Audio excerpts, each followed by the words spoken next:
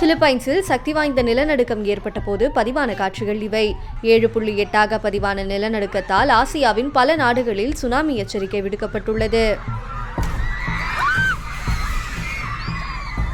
சராங்கனி கடற்கரைக்கு அருகே பூமிக்கடியில் சுமார் 33 கிலோமீட்டர் ஆழத்தில் இந்த நிலநடுக்கம் ஏற்பட்டுள்ளது. இதன் அதிர்வுகள் அண்டை நாடான இந்தோனேஷியா, மலேசியா உள்ளிட்ட நாடுகளிலும் உணரப்பட்டன.